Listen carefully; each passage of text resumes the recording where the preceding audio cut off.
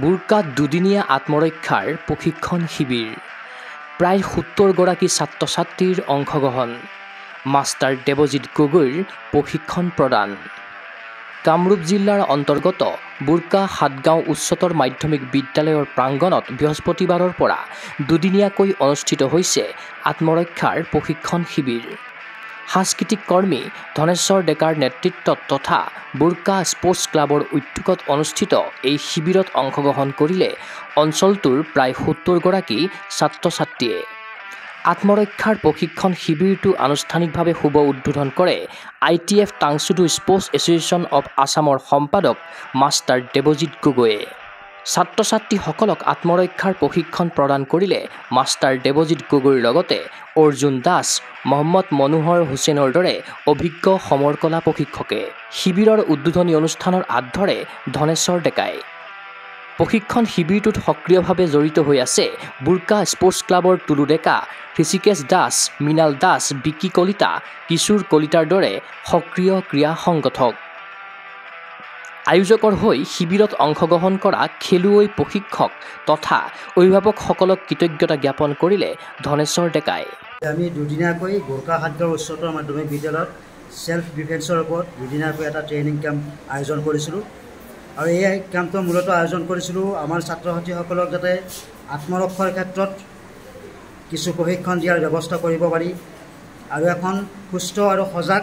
স্বাস্থ্যসন্মত এটা সমাজ আমি ভৱিষ্যতৰ প্ৰজন্মৰ কাৰণে গঢ়ি তুলিব পাৰোঁ ইয়াৰ উপৰিও ছাত্ৰ ছাত্ৰীসকলে যাতে বৌদ্ধিক বিকাশৰ ক্ষেত্ৰতো আগবাঢ়িবৰ কাৰণে কিছু সমল পায় এই উদ্দেশ্যে আগত ৰাখি এই প্ৰশিক্ষণ শিবিৰটো আচলতে আয়োজন কৰা হৈছিল আৰু এই শিবিৰটোত আজি সন্মানীয় hand to hand fighting association এছামৰ সম্পাদক সন্মানীয় দেৱজিৎ গগৈ ছাৰে শুভ উদ্বোধন কৰি দিয়াৰ লগতে আমাক প্ৰশিক্ষণ দানো কৰে লগতে আমাৰ সন্মানীয় মনোহৰ হুছেইন অৰ্জুন দাস লগতে কাইলৈ টুলু ডেকা আদি প্ৰশিক্ষকসকলে প্ৰশিক্ষণ দান কৰিব আমি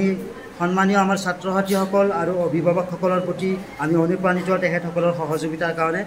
আৰু আমাৰ সন্মানীয় প্ৰশিক্ষক দেৱজিৎ গগৈ ছাৰ আদি সকলোলৈ আমি কৃতজ্ঞতা প্ৰকাশ কৰিছোঁ আৰু আমি ভৱিষ্যতৰ দিনতো এনেকুৱা এটা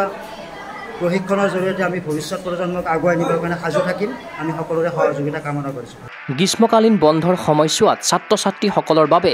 এনে এক সুন্দৰ অনুষ্ঠান আয়োজন কৰাৰ বাবে উদ্যোক্তাক ধন্যবাদ জনালে প্ৰশিক্ষক দেৱজিৎ গগৈয়ে